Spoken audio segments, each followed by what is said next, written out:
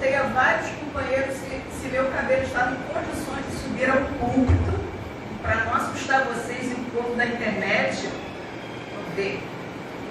Que bom que a gente está aqui, que bom que a gente está junto, nessa casa que nos acolhe. Já falei com alguns companheiros ali, Alexandre, vindo da nossa casa pela primeira vez, seja muito bem-vindo. Lízia também. Mais algum companheiro visitando o João Evangelista hoje pela primeira vez? Vocês, companheiros, não consegui interceptá-los, que eu estava conversando aqui. Fala seu nome, meu amigo. Denilson. Você, bem. Dilma.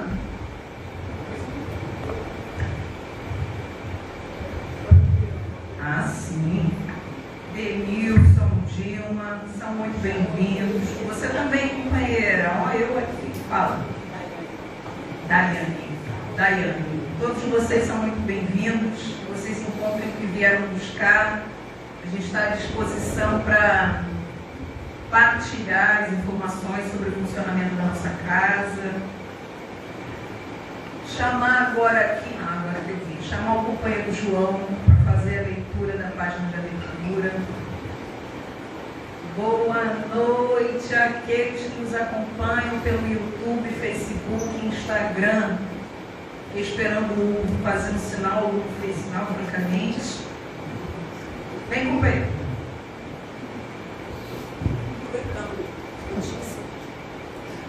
Boa noite. Jesus nasceu num berço pobre, cresceu no campo, trabalhou numa carpintaria, conviveu com pessoas oprimidas, meditava nos montes, pregava às margens de um lago, curava cegos e leprosos, percorria as estradas, ia de aldeia em aldeia, trajava uma simples túnica, não possuía dinheiro, auxiliava a todos, repartia o pão, foi injustamente perseguido, preso e torturado, morto numa cruz, uma vida em quase tudo tão semelhante à tua. Falta-te, no entanto, tudo fazer do modo como ele o fez. Carlo Bacelli, autoria Irmão José, no livro Vigiai e Orai.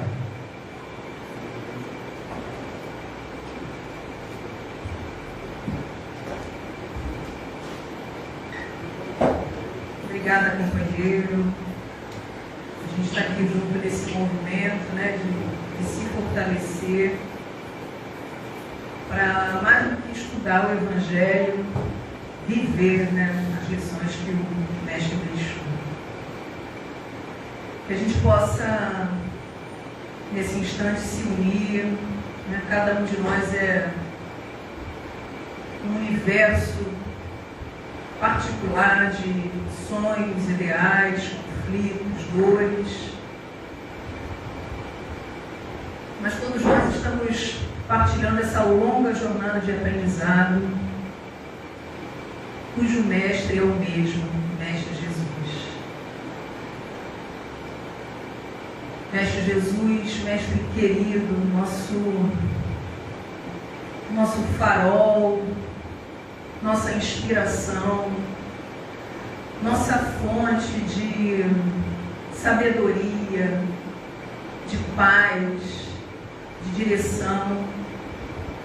Que na tua presença hoje, nesta noite, possamos serenar a nossa mente, nos nutrirmos dessas vibrações de luz que pairam nessa casa que é tua, nos fortalecermos, preenchermos o nosso coração de ideias boas, de palavras de saúde. Que a espiritualidade possa nos ajudar nesse processo de harmonização, a fim de que nós aproveitemos o momento em que aqui estivermos. Que o nosso companheiro Evaldo se sinta acolhido por todos nós. que todos nós possamos refletir acerca das suas palavras nesta noite. Que assim seja, graças a Deus.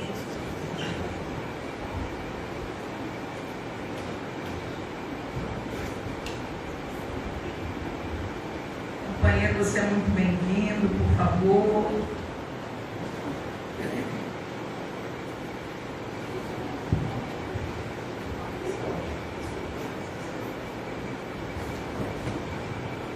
Que a paz bendita de Jesus, o olhar misericordioso de Maria, possa aquecer os nossos corações. Corações que muitas das vezes, pelos embates da vida, ele se torna um coração um tanto quanto sofrido. Muitas das vezes, coração solitário. Muitas das vezes, coração invisível diante das dificuldades que nós enfrentamos. Eu estou me sentindo um lugar de casa. Coisa bonita assim, né? Fica até emocionada, gente. Eu vou falar com sinceridade, é a primeira vez que eu venho nessa casa, fisicamente, porque a gente aprende que o Evangelho de Jesus não oferece amigos, ele nos possibilita reencontrar amigos. E esse reencontro ele acontece ao longo da nossa jornada, em diversas circunstâncias, que muitas das vezes a gente chega numa casa espírita pela primeira vez para assistir uma palestra, um estudo, uma conversa, um atendimento fraterno, em busca de um lenitivo para nossas dores, um alívio para nossas preocupações, e a gente olha nos olhos e não vê ninguém estranho. É esquisito isso, né? Mas sabe por quê? Porque a casa espírita ela tem como finalidade exemplificar, como a nossa irmã falou, o Evangelho de Jesus não é estudar, não. Caso a gente não lembre, nós somos espíritos imortais. E caso ainda não lembremos, nós estudamos o Evangelho de Jesus há mais ou menos quanto tempo, vocês acham? Há quanto tempo que o Evangelho de Jesus chegou aqui na Terra? Os espíritos respondem com voz alta, né, César? Aqui é legal. A matéria não, porque está encarnado, fica só no pensamento, mas a gente vai tentar de novo. Quanto tempo vocês acham que o Evangelho de Jesus chegou aqui na Terra para a gente? 2000 anos? Leve engano. Porque o Evangelho de Jesus chegou para nós há aproximadamente 4,6 bilhões de anos. Porque quando a Terra foi formada, retirando aquela massa e vinha do Sol, como Emmanuel relata para a gente na introdução do Caminho da Luz, que é uma poesia, é um amor de demonstração ali da vontade de Deus de acolher espíritos rebeldes, recalcitrantes no eu. Vocês não, eu só. Tá? E na nossa rebeldia nós nos distanciamos do Evangelho de Jesus. Kardec pergunta aos benfeitores da humanidade, no Livro dos Espíritos, se o homem pode almejar ter momentos de felicidade aqui na Terra. Isso está na terceira parte do Livro dos Espíritos, a questão das leis morais. E os Espíritos dizem a Kardec, pode, o homem pode almejar a ter momentos de felicidade na Terra. E aí eles dão a receita da felicidade, que é fácil. Nem precisa escrever não, que dá para guardar. Porque eles dizem que o homem só é feliz quando cumpre a lei de Deus na sua integralidade. Quando dela se afasta da lei de Deus, o homem é infeliz e na sua infelicidade pratica o mal. Por quê? Porque o mal é a criação do homem. E por incrível que pareça, mesmo que às vezes os noticiários nos deixem em dúvida, o mal tem prazo de validade. Porque é Jesus que afirma para a gente que toda a planta que meu Pai não plantou será arrancada. Então, o que nós temos que almejar diante da proposta do Evangelho? A felicidade. Sermos felizes, mesmo que proporcionalmente ao meu entendimento. Porque eu, por diversos momentos nessa jornada física, eu coloquei como motivo de felicidade eu casar. Casei, minha esposa casei. É realmente um motivo de felicidade na minha vida. Eu tenho que falar isso, sabe por quê? Porque o Vanderlei, meu irmão, ele fez uma declaração de amor para a Cláudia na segunda-feira em público. Então aí eu fiquei devendo para isso, né? Tá pago. Né? Tá pago. Tá pago, 0-0 o jogo. Né? E muitas das vezes colocamos também como um objetivo da nossa felicidade uma casa, um carro, uns filhos, quando são pequenininhos, é maravilha. Depois que crescem, sabe que não é bem assim que a coisa acontece. Então sempre colocamos como objetivo de felicidade algumas conquistas imediatas. E essas conquistas imediatas nem sempre são traduzidas como motivo de felicidade. Há alguns anos atrás, um benfeitor espiritual fez uma pergunta para nós, uma proposta para nós na Casa Espírita. Ele disse assim: vamos analisar que por um único instante, cada um de nós estejamos frente a frente com Jesus. Um trato individual. Eu e Jesus. E o mestre, que exala amor, magnânimo, bondoso, ele fala assim para mim: Evaldo, eu não sou o gênio da lâmpada, mas eu posso atender um pedido seu. Um único pedido. E aí o benfeitor que me levou a essa situação me esclareceu: esse pedido, ele tem que estar destituído de interesse pessoal. E na hora que eu vi a proposta, eu imediatamente, querendo me colocar na condição de entendedor do que é distante do interesse pessoal, eu coloquei mentalmente assim: eu pediria a paz do mundo. Coisa bonita, não é? Bonita. Totalmente destituído de interesse. Aí o benfeitor falou assim: se você tivesse, se o mundo tivesse paz na extensão que você propõe, que você pede, os seus filhos não teriam mais problemas de saúde, nem dificuldade financeira, viveria em harmonia completa com os seus companheiros, companheiras. Lógico que o mundo que você deseja que tenha paz é para a satisfação dos seus interesses pessoais, na busca de quê? De que estou completamente distanciado de qualquer problema. E já se passaram 5 anos dessa proposta e ainda não me encontrei o que eu pediria a Jesus que não estivesse associado ao interesse pessoal. Porque tudo que eu penso, que eu analiso em relação à minha proposta de levar ao mestre, está intrinsecamente associada aos meus desejos, aos meus quereres. Tem até uma história bacana que Hilário Silva conta num livro a ele escreve. Ele fala que um irmão dentro da casa espírita, na sua prece individual, ele rogava a Jesus por um seu vizinho que não lhe deixava dormir em paz. Toda noite tinha discussão naquela casa. Quando não era discussão era música alta, quando não era música alta era criança chorando, quando não era criança chorando era o cachorro latindo, e tudo acontecia de uma forma bem organizada, cada dia uma coisa para poder atrapalhar bastante o sono desse irmão. E ele dizia no seu íntimo, falando com Jesus: mestre, eu sei que o meu irmão, que eu prezo tanto e rogo a tua ajuda para ele, que ele é funcionário público federal. O senhor não poderia arrumar uma promoção para ele ir para o Rio Grande do Sul? Mas como promoção, para ele ganhar o dobro do que ele ganha hoje aqui no Rio de Janeiro. Ele vai para o Rio Grande do Sul, vai ter uma colocação financeiramente melhor e todos nós viveremos em paz. Nós ainda estamos nesse estágio de relacionamento com o Evangelho de Jesus, com Jesus, que é o estágio do escambo, da troca. Sabe? Eu quero isso, desde que Jesus me dê aquilo. Então, nessa proposta de relacionamento com Jesus, o que nós devemos buscar? Não existe receita de bolo. Cada um de nós aqui presente, sem contar o plano espiritual, que implica a nossa plateia, sem contar com todos esses irmãos, cada um de nós tem uma proposta diferente para Jesus. É um filho que está desempregado, é um irmão que está doente, é um familiar que está passando por momentos de conturbação.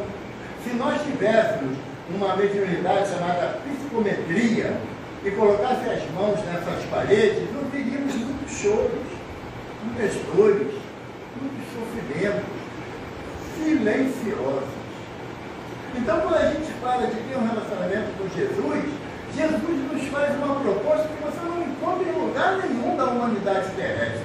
Jesus fala: vinde a mim todos vós que estáis cansados e sobrecarregados, que eu vos aliviarei. Eu peço a Deus que eu não encontre com o irmão que fez aquele poema Pegadas na Areia, conhece? Bonito, né? Mas não acontece aquilo não, gente. Jesus não nos promete carregar no colo, assumir todas as nossas encrencas, todas as nossas decisões infelizes. Ele promete nos aliviar as dificuldades que nós enfrentamos para que nós reformulemos as nossas condutas. Nessa reformulação de conduta tem a proposta do encontro individual nosso com Jesus. Como eu desejo encontrar Jesus? Eu ainda tenho Jesus na minha mente, crucificado, lá no madeiro, pregado, escarrado, a coroa de espinho a jorrar o sangue dele. Ainda vemos Jesus assim? Ou vemos Jesus num barco do Tiberíades, do lago de Genezaré, falando da Boa Nova? Como é que nós olhamos Jesus? Como nós queremos guardar a figura de Jesus? Nessa busca de nós localizarmos Jesus, em primeiro lugar na nossa mente, que somos ainda, eu vou ter que falar, tá bom? Espíritos imperfeitos. Não sabia, né? Quer fazer um teste rapidinho para saber se é espírito imperfeito ou espírito perfeito? Quer? Ela está mandando falar que pode. Você pensa em 3 pessoas que você não gosta. Não odeia, não gosta. Aquela que se der bom dia, tu responde, se não der, fica feliz. Sabe, 3 pessoas que você não gosta.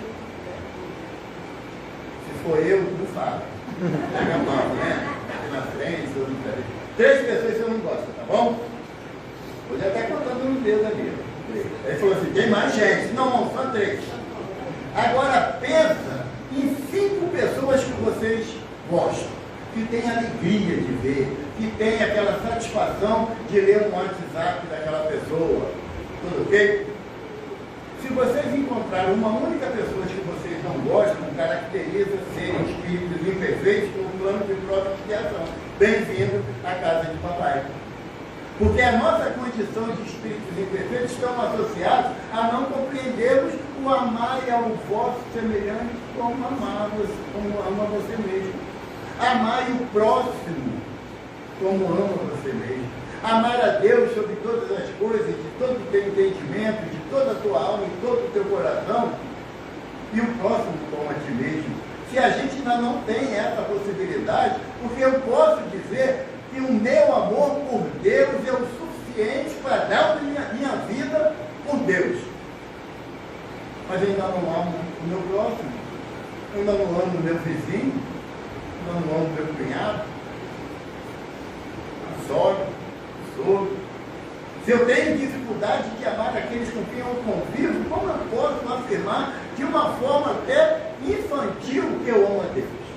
Como eu posso afirmar isso? E aí, você vai trazendo esses conceitos e cabe uma pergunta para cada um de nós. Jesus nasceu? Em que momento Jesus nasceu? Foi lá em Belém, no ano 1 da cristandade, aonde Maria e José tinha que cumprir as ordens do povo dominante, do povo romano, para poder fazer o recenseamento de toda a casa de Israel. Será que foi naquela noite aonde os anjos passaram cantando glória a Deus nas maiores alturas, paz na terra e boa vontade para com os homens? Não temais, eis que vos anuncio uma boa nova. Nasceu entre vós, na casa de Davi, o Filho de Deus. Será que foi nessa noite que ficou de forma glamurosa em nossas mentes? E é pelo menos uma das únicas oportunidades na nossa existência que a gente abraça a quinta terra. A gente beija, desejem um Feliz Natal, mesmo que no dia seguinte não olhem um para o outro. Será que foi esse dia que Jesus nasceu?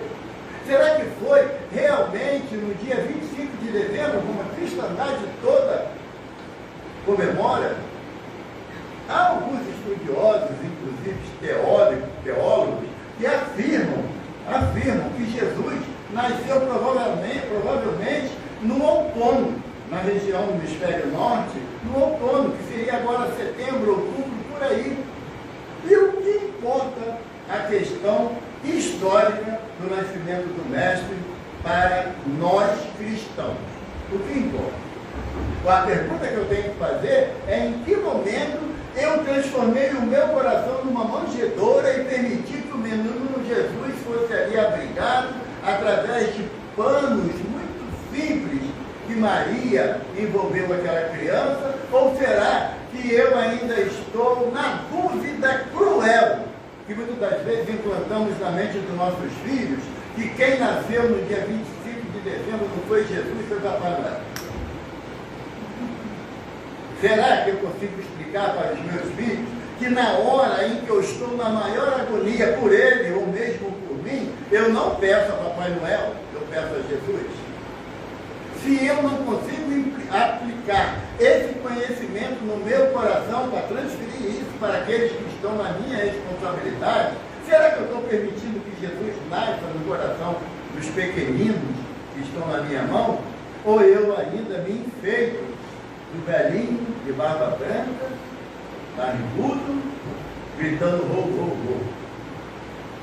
Será que ele é mais importante na minha vida do que a figura do Mestre, a quem eu digo que amo, que eu sigo, a quem eu busco como sendo o repositório das minhas esperanças, das minhas dores, das minhas lágrimas silenciosas que só o travesseiro recebe? Será que nesse momento eu vou escutar o sininho das renas passando, ou vou escutar o passo suave de Jesus dizendo: filho, vem que eu te apoio, que eu te ajudo?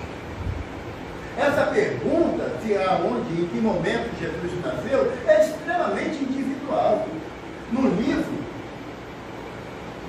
titulado Em Torno do Mestre, o Espírito Vinícius, codinome de Pedro Camargo, escreve através do lápis de Chico Xavier essa mensagem que é uma devoção de amor ao Cristo. Mas em que momento? Nos momentos mais cruciais daqueles indivíduos que ele relata no texto. Sabe, que ele começa falando, Jesus nasceu, ele fala assim: a prerrogativa de unigênito do Pai, Jesus a torna extensiva a todos os que de boa vontade o receberem. E assim se opera o seu natalício no coração do pecador.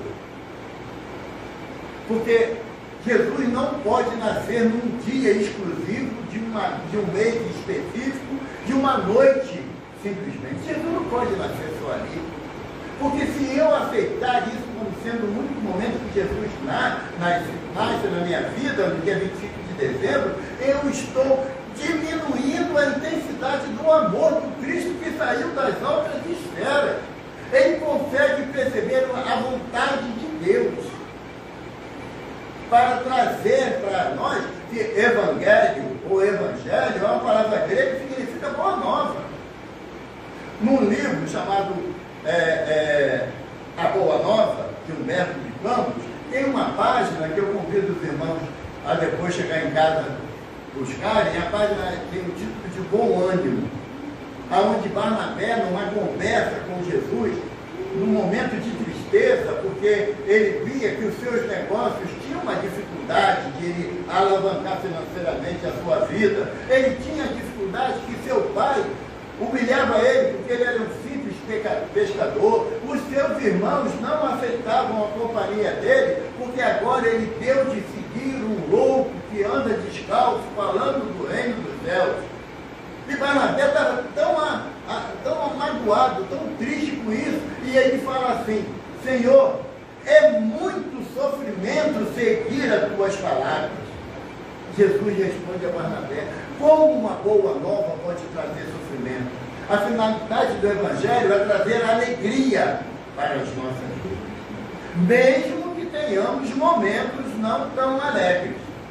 Mesmo que nós estejamos passando por situação que cada um tem a sua, cada um sofre pelas suas dificuldades, mesmo que estejamos naquele momento de dificuldade, mas o Evangelho é um comunicado de alegria, de fé, de esperança. Quando Pedro Camargo fala, quando perguntado a Paulo de Tarso, quando Jesus nasceu, certamente ele diria que foi às portas de Damasco, quando ele ia para cumprir o seu desejo de perseguir os cristãos, e em particular Ananias, que foi o responsável pela conversão da sua noiva, Abigail, e ele, diante da vista da entrada da cidade, e ele relata uma luz mais forte do que o sol de meio-dia. Já parou para imaginar isso? Ele está no deserto, e ele vê uma luz que é mais forte do que o sol de meio-dia. E essa luz traz uma voz e pergunta: Saulo, Saulo, por que me persegues? E ele questiona: quem sois, Senhor? Sou Jesus de Nazaré. E Saulo, para a literatura de Atos dos Apóstolos, que ele caindo da montada, ele simplesmente pergunta: que queres que eu faça? Ele não busca justificar as suas atitudes de sanguinário, de perseguidor dos cristãos, o responsável pelo primeiro mártir do cristianismo, que foi Estevão. Ele não fala, ele não explica, sabe o que é, Senhor? Porque o meu marido era muito chato, eu ia para a casa espírita, eu ia para a igreja católica, para a igreja evangélica, ele reclamava muito porque eu ia, sabe? Ou porque a minha esposa queria ir para o shopping, queria ir à praia, e eu não tinha tempo de ir, ou então ela trabalhava tanto que eu tinha que ajudar em casa e não tinha tempo de vir para a casa espírita. Em momento nenhum Paulo deu justificativa para o seu descaminho em relação a quem? A Jesus? Não, não, porque Jesus fala: por que me persegues?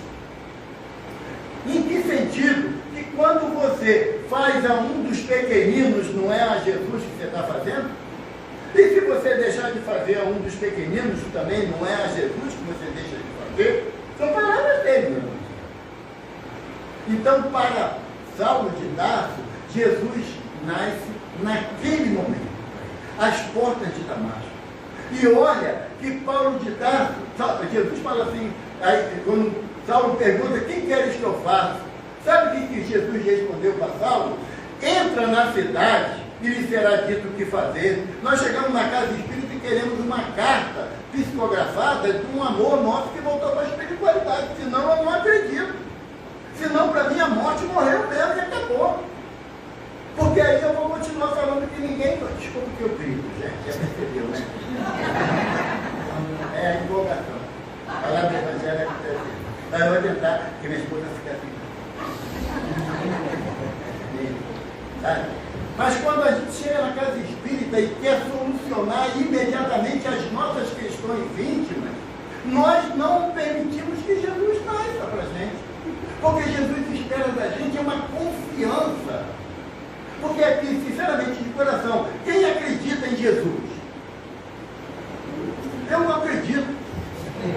Eu tenho certeza absoluta que ele é o guia e modelo da humanidade, porque se eu acreditar, qualquer coisa que aconteça na minha vida, me contrariando, eu coloco em dúvida a minha crença. Agora, quando eu sei que é verdade, que é fato, nada que aconteça na minha vida vai abalar a minha fé. Porque a fé, Kardec fala para a gente, na primeira página do Evangelho, segundo o Espiritismo: fé inabalável é aquela que enfrenta a razão em todas as épocas da humanidade. Então, se a minha fé é vacilante, se a minha fé ainda é titubeante, é porque eu não busco elementos para fortificá-la dentro de mim. Ou ao menos tivesse a coragem daquele homem que chegou diante de Jesus e falou assim: mestre, eu levei meu filho para os teus discípulos, porque ele é atacado por um espírito que ora lhe joga no fogo e ora na água. Lembra desse texto do Evangelho? E eles nada puderam fazer. Aí Jesus fala assim: se tiverdes fé, tudo será possível. E o homem, numa expansão de humildade e simplicidade, ele fala assim: ah, Senhor, quão pouca é a minha fé, mas se tu a robustecer, a gente pede a Jesus para aumentar a nossa fé, para fortalecer a nossa fé, ou a gente fica reclamando daquilo que não conquistou, porque Jesus não quis? Você vai lá no centro amanhã, se Deus quiser. Se eu não vir, é porque Deus não quis. Bota logo a culpa, terceiriza logo a culpa. Nisso a gente é bom pra caramba. Agora, você vai lá no centro amanhã com as graças de Deus. Porque se eu não for ao centro, eu estarei em outro lugar com as graças de Deus. Então, quando o homem diz isso para Jesus, se Jesus quiser robustecer a fé dele, o filho dele se libertará, Jesus fala o quê? A tua fé o libertou. Porque Jesus não tem, por incrível que pareça, não tem um medidor de fé. Não existe isso. A fé é compatível à tua sinceridade na proposta que vai fazer. Por isso que quando ele fala para Paulo, entra na cidade que lhe será dito o que fazer, Saulo foi. Cego. Cego. Por que cego? Porque ele começava a fechar os olhos para as coisas exclusivamente dos seus interesses materiais. Ele tinha que abrir o olho para o outro lado da vida. Quando perguntam a Lázaro, irmão de Marta e Maria, quando Jesus nasceu para ele? Lázaro, um homem rico, em Betânia. Betânia fazia parte da trajetória das caravanas que vinha de Jericó para ir para Jerusalém, então tinham que passar por Betânia. E Lázaro construiu uma oficina para tingimento de tecido. Então todo mundo que vinha na caravana para Jerusalém parava lá nas instalações de Lázaro para dar cor aos seus tecidos para vender com preço melhor. Lembra aquela passagem do Evangelho que Jesus relata sobre o outro Lázaro e o rico que morreram? E Jesus fala assim: o rico que se vestia de púrpura, se vestia de púrpura ou da cor vermelha, naquela época, tu tinha que ser rico pra caramba. Não era mais ou menos, né? Tinha que ser muito rico, porque era muito caro você pegar um pano de linho e tingir ele de púrpura. Então, Lázaro vivia extremamente por negócio, porque na relação de Jesus com Lázaro, Marta e Maria, fala que Jesus era amigo de Lázaro, não é? Tinha amizade com Lázaro. Então Lázaro sabia qual era a tarefa de Jesus na divulgação do Evangelho. Marta e Maria acompanhavam mais de perto de Jesus, porque reconhecia nele o Messias prometido. Lázaro não estava muito preocupado com isso. Lázaro estava preocupado de arrumar uma graninha melhor, de ter uma poupança. Antigamente falava que era em paraíso fiscal, né? Hoje não tem mais essa história. Mas ele queria apenas aumentar os seus ganhos financeiros. E quando fala da morte de Lázaro, alguns estudiosos já começam a colocar um duplo sentido nessa morte. Que seria a morte física, que Jesus teria ressuscitado Lázaro. Há uma controvérsia quanto a isso, não vamos entrar nesse detalhe, porque não é o nosso objetivo. Mas, ou seria uma morte para as coisas espirituais, porque Lázaro se distanciou do Evangelho de Jesus, se distanciou da orientação do Mestre. Então, quando na passagem do Evangelho que Jesus diz para Lázaro, tiram a pedra dele, do túmulo, e fala: Lázaro, vem para fora, Lázaro, sai da sua vida de relação material, você é muito mais do que esse corpinho lindo e maravilhoso que você enxerga agora. Você vai ter que abandonar esse corpo no sepulcro ou no crematório. E você não é esse corpo, você é muito mais do que isso. Sai para fora, Lázaro. E quando Lázaro sai, e Jesus manda desenfaixá-lo e dar de comer, Jesus fala para Lázaro que agora você vai se alimentar com o pão da alma. Pão da alma. Naquele momento, Jesus nasceu para Lázaro, porque ele tomou um rumo diferente na sua vida, até que morreu assassinado no norte da África, levando o Evangelho como exemplo de vida. Se você perguntar para Mateus, Levi Mateus, quando foi que Jesus nasceu, ele vai te falar com toda a sinceridade do mundo. Se coloque no lugar do maior traficante de drogas do Brasil. Aquele que todo mundo sabe que é traficante, que tem pavor dele, não olha nos olhos dele, mas Jesus olhou. Jesus olha. Porque para Jesus ele vê a alma imortal, não os erros que você está cometendo hoje ou cometeu ontem, eles são importantes, são na nossa economia. Para Jesus, não. Jesus olha para Mateus, que era publicano, e para o publicano na época de Jesus, era pior do que ser traficante. Era pior.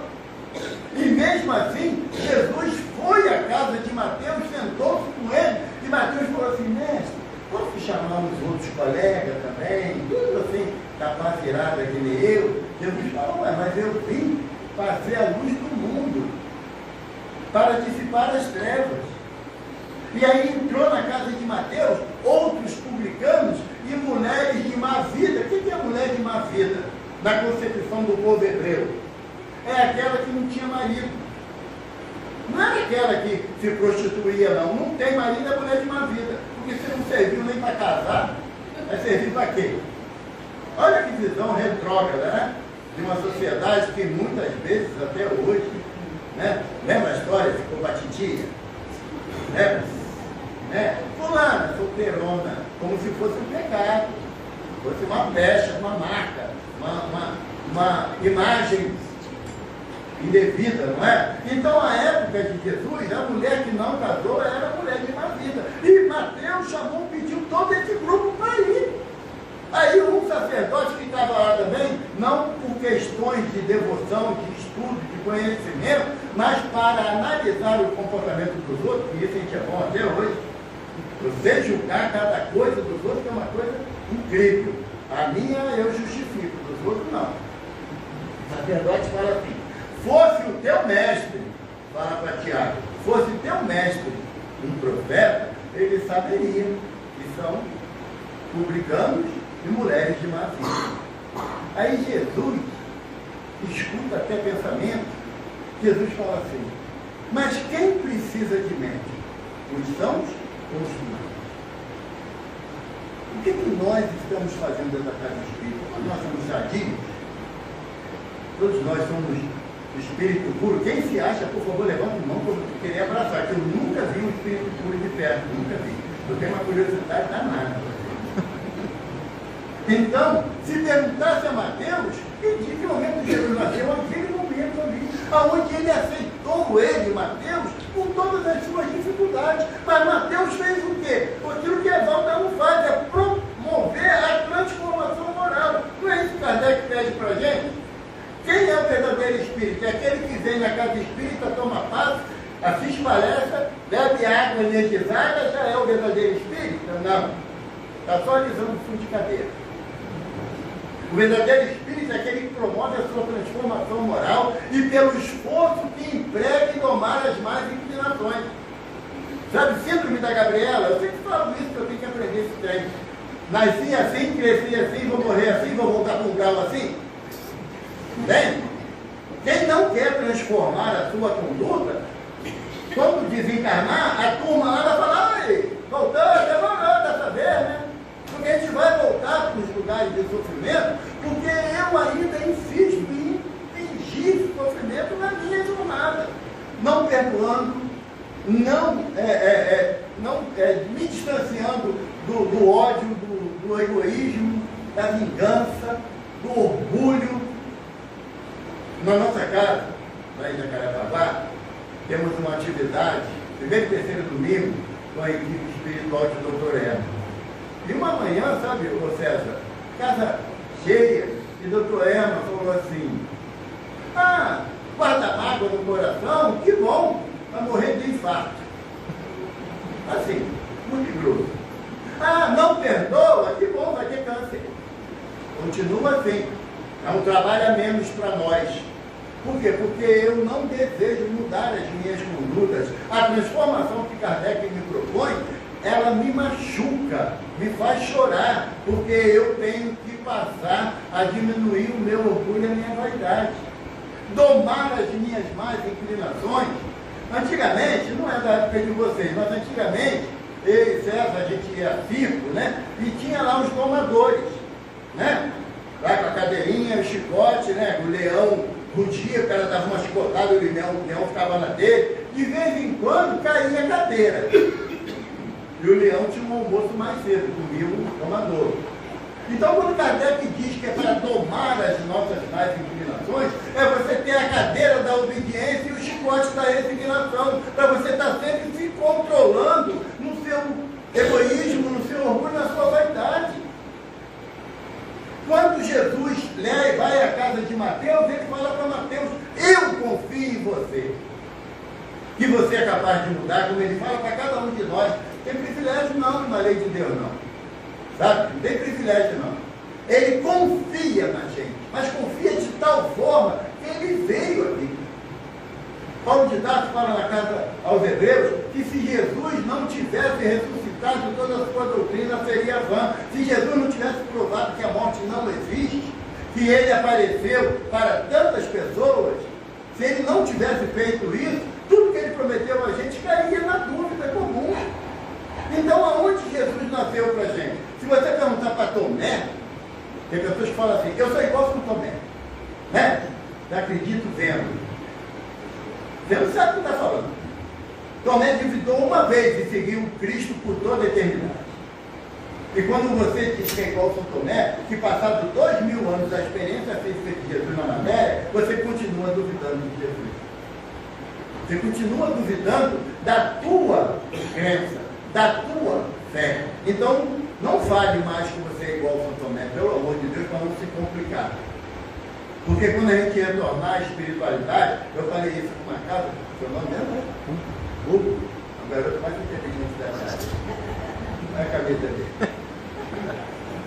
Hugo, vou contar uma coisa para o Hugo. Guarda para você. A maior dificuldade de nós espíritas, quando nós chegamos na espiritualidade, primeiro, tudo que nós ouvimos nas palestras, nas reuniões mediúnicas, nos estudos da obra de Kardec e obras complementares, tudo a gente vai confirmar que é verdade. É a primeira dificuldade da gente.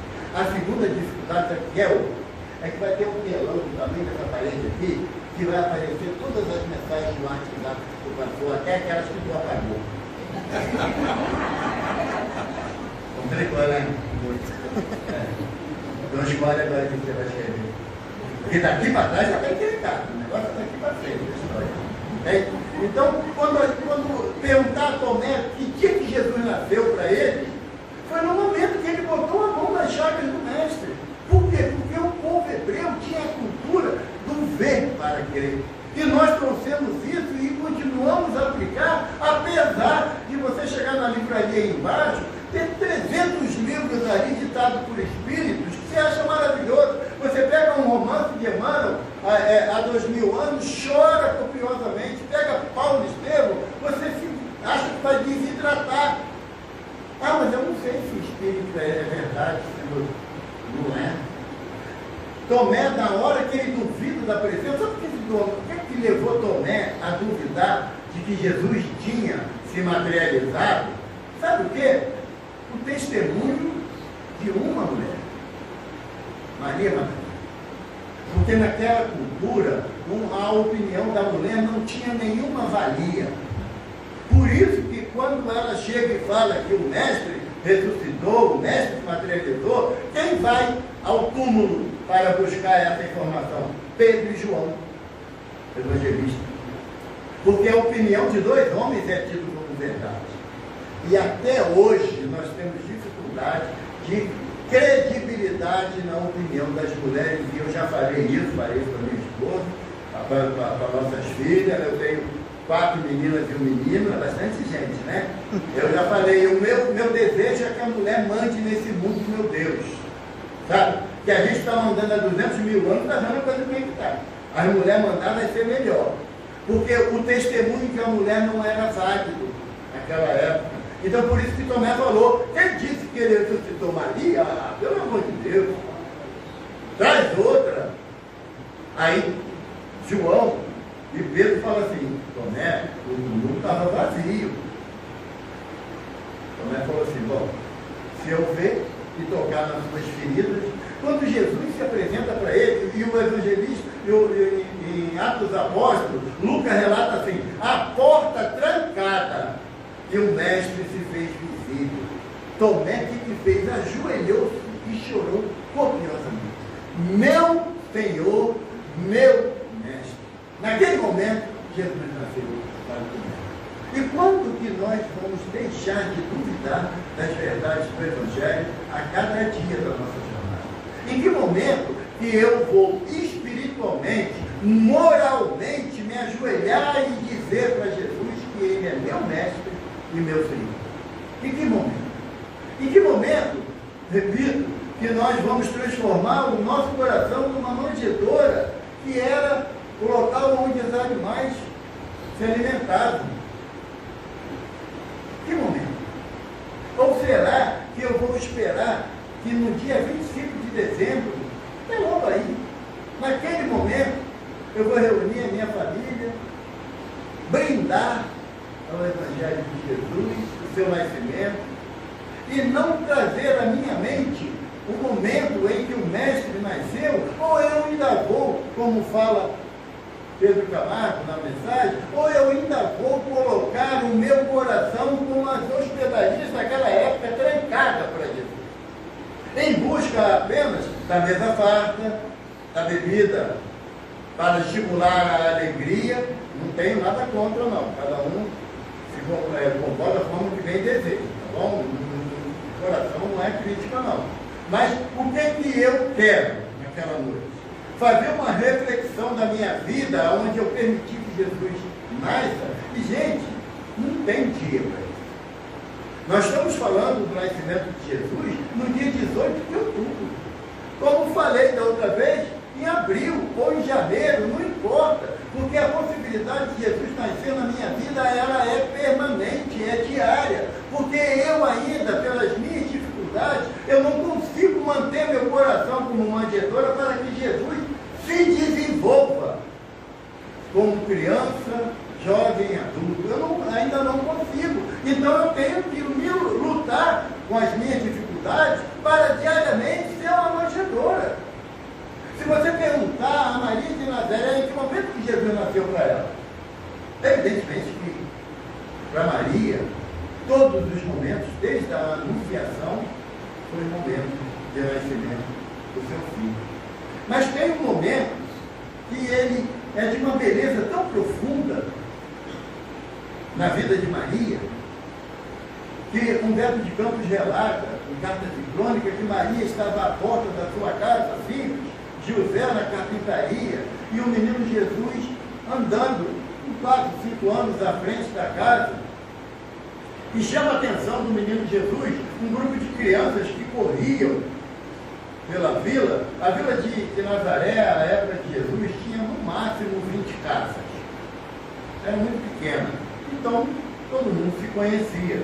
E Maria viu outras crianças correndo ali e chamou a atenção também daquilo para o menino Jesus. E ele foi em direção daquele grupo que corria. Quando chegou perto, era um passarinho que caíra do ninho, ainda fragilizado, e as crianças, vendo o menino Jesus chegar, elas pararam, porque a autoridade moral impacta a gente, não é? A gente sabe disso. E aí, quando as crianças pararam, o menino pegou o passarinho em suas mãos, percebeu que estava com a asa ferida, soprou no passarinho e ele voou ao encontro do seu ninho. E Maria fala: que criança é essa, Senhor, que tu me concedeste, que até os pássaros ele leva, cuida e ampara. Nesse ato, para Maria, Jesus nasceu novamente, porque ela não estava em busca de um menino, do seu filho, ela estava em busca do meu Senhor, como ela relata, daquele a quem os céus lhe confiaram. E quantas vezes a gente olha para os nossos filhos com um olhar de crítica, de dúvida da conduta dele? Quantas vezes a gente esquece do elogio sadio, amoroso, do discernimento do caminho a tomar? Ou será que eu vou continuar falando bem dos meus filhos para vocês, mas não falo para eles? No elogio, no enalteço, o esforço do estudo, o esforço do comportamento, o esforço da luta diária? Porque eu tenho a responsabilidade de fazer nascer no coração dos meus filhos Jesus de Nazaré. Mas não é com palavras, é com exemplo. Certa vez na casa que eu frequentava, aconteceu para mim uma cena inusitada. Um jovem chegou na casa e falou para o dirigente: eu queria pedir ao senhor para proibir meus pais de virem aqui. O dirigente achou uma proposta bastante diferente, mas por quê? Você não gosta daqui? Não gosto. Mas os meus pais vêm aqui, quando chegam em casa, eles chegam em casa pior do que quando saíram. Brigam, discutem, xingam, agridem a gente. Então é melhor eles não virem para cá. Porque para muitos de nós, pais, mães, avós, tios, padrinhos, nós não permitimos que Jesus nasça no nosso coração de olhar as crianças como sendo aqueles espíritos que Deus nos confiou. E seremos tomados conta. Nos será perguntado, sem sombra de dúvida. Então, que momento que eu vou permitir que Jesus nasça na minha vida? Nos momentos daquela alegria efêmera, que muitas das vezes a gente quer colocar a bebida, a comida farta, como a representar a presença de Jesus na minha casa, ou como tem algumas pessoas que buscam aqueles que nada têm para exemplificar que Jesus nasceu para ele, ajudando o próximo. A nossa tarefa na Casa Espírita, embora eu sempre procure fazer uma conversa com alegria, com descontração, mas é de grave responsabilidade para nós como espíritos imortais. Nós temos a responsabilidade de permitir que Jesus nasça todo dia. Você pode comprar presente para o seu filho, para o seu neto, e dizer que foi para Papai Noel, não tem nada de errado nisso, não tem nada de indevido nisso, mas pelo amor de Deus, apresenta Jesus também. Mostra para ele que Papai Noel é um personagem criado pelo lado comercial da vida pública, que ele não tem condições de dar um mínimo de segurança para o seu filho e para o seu neto diante das adversidades da vida que virão. Por isso que nós estamos no plano de prova e expiação. Por isso que ainda lutamos incessantemente para que as gotas do Evangelho de Jesus caiam no nosso coração e encontrem morada. Não é para a gente vir para a casa espírita e simplesmente ser ouvinte. A proposta do Evangelho é que ele tem que fazer alguma coisa diferente dentro de mim. Sabe? O texto diz assim: pergunte a João Evangelista, o nosso mentor, o patrão dessa casa, quando Jesus nasceu para ele responde no momento que, iluminado pela força do Evangelho de Jesus, eu descobri que Deus é amor. Deus é amor, e um amor que a gente não tem parâmetro para definir. Porque o amor para a gente ainda é o amor do contato físico, da mãe para o filho, do amor ao dinheiro, do amor às conquistas materiais que são necessárias na nossa jornada, do amor da busca intelectual, mas distante de Jesus, o homem não é sábio. Evaldo, isso aí está parecendo mais pregação. Não é pregação, é verdade, é constatação. Depois que terminou o sermão profético de Jesus, onde ele disse que muitas dificuldades nós iríamos enfrentar na nossa jornada aqui na Terra, ele fala de guerra, rumores de guerra, pai contra filho, mãe contra filha, nora contra a sogra. Jesus fala no sermão profético. E aí um dos discípulos fala assim: quão dura é a tua doutrina, Senhor? Quem poderá seguir-te? Jesus fecha os olhos em prece. Quando ele abre os olhos, não tinha mais ninguém, só os discípulos. E Jesus fala assim: onde todos? E André fala: foram, Senhor. E Jesus pergunta: vós também não irão? Aí Pedro responde: e aonde, mestre? Se só tu tens palavra de vida eterna. Jesus não é um símbolo da humanidade que acha bonitinho, que cabelo partido ao meio, porte até atlético, olhos azuis, verdes, marrons, seja lá o que for. Jesus é o nosso guia, Deus. É aquele que tudo que falou, ele fez. Tudo. Pregando na sinagoga de Cafarnaum, a sinagoga de Cafarnaum, quem mandou construir foi um romano, um centurião. Aquele centurião, da parte que ele chega perto de Jesus e fala assim: mestre, se tu quiseres, tu pode curar meu servo, que está em casa à morte. E Jesus falou: vamos lá. Ele: não, também eu tenho homens à minha ordem. Se eu falar para um dos meus soldados, faz isso, ele faz. Vá ali, ele vá. Se o Senhor quiser e determinar, os seus anjos vão na minha casa, porque eu não sou digno que tu entre na minha morada. Mas se tu disseres uma palavra, meu servo será salvo. E Jesus fala o quê? Nem em toda Jerusalém, sabe que Jerusalém Jesus está falando? Do planeta. Nem em toda Jerusalém existe é igual. E aí, quando Jesus estava pregando na sinagoga de Cafarnaum, um sacerdote disse assim: que homem é esse que fala tudo que nós sabemos, mas ninguém falou como ele fala? Porque a palavra de Jesus é recheada de amor. Jesus não quer acusar ninguém pelo erro que cometeu, pelos descaminhos que teve, pelos crimes que cometeu, não. Quando Paulo fala na figura alegórica de que aquele que aceita o Cristo nova criatura é, porque não que seu passado está apagado, mas ele sente a necessidade de reformular a sua conduta, de ser realmente um novo homem, de parar de fazer fofoca, de falar da vida dos outros, sabe? De achar interessante que fulano se envolveu com crime, com as drogas. Graças a Deus meu filho não se envolveu. Quem pode afirmar isso, que na outra existência você não tem aquele que você está acusando como filho, como irmão, como pai, como mãe? A proposta de Jesus nascer não é para satisfação dos nossos desejos imediatos. A proposta de Jesus nascer é que eu entregue o meu coração ao Mestre.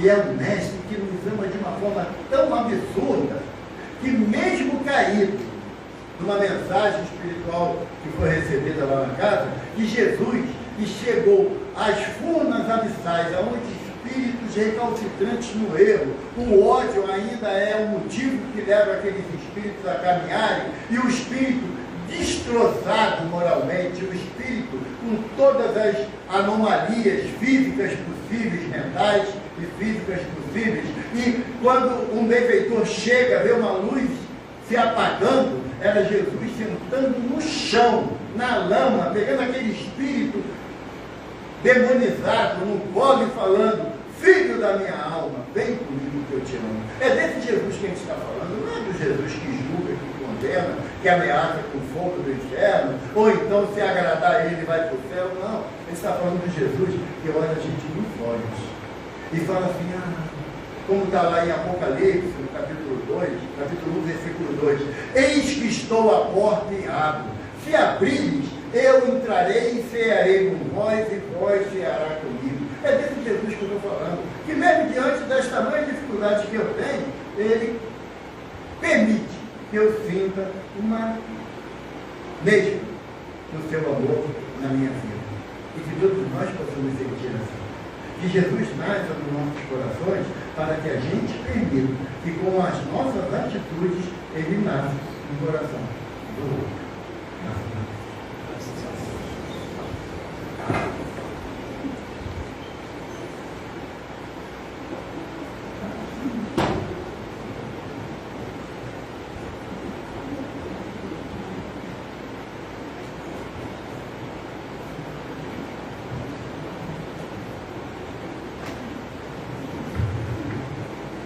Jesus confia na nossa transformação. Quando, emocional e espiritualmente, diremos a Jesus: meu Senhor e meu Mestre? Lutar diariamente com as minhas dificuldades para que meu coração seja manjedoura.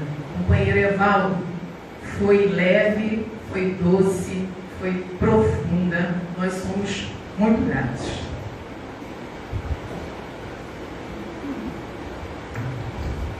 Sexta-feira, dia 20, às 19 horas, companheiro João e Aparecida falando sobre Jesus e honra, no livro Jesus e Atualidades. Próxima quarta, dia 25, às 20 horas, companheiro Carlos Alberto Corrêa falando sobre as verdades consoladoras que o Espiritismo traz.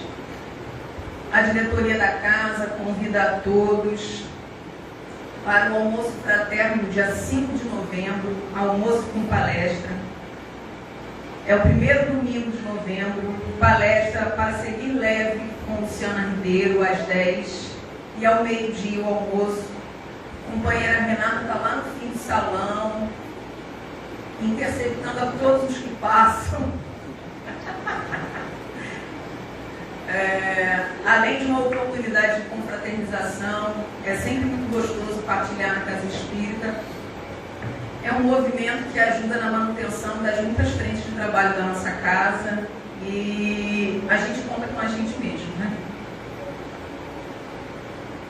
Hoje, na Câmara de Paz, o companheiro Edivaldo é o dirigente, os tarefeiros são Adolfo, Vanderlei, Kleber, Helena, Gina e Sossu.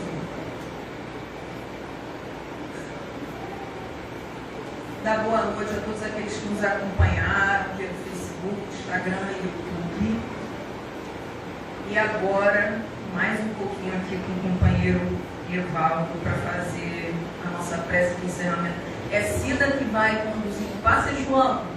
João que vai conduzir o passe? O companheiro João é que vai convidar cada um de nós para o passe. Companheiro Evaldo, por favor.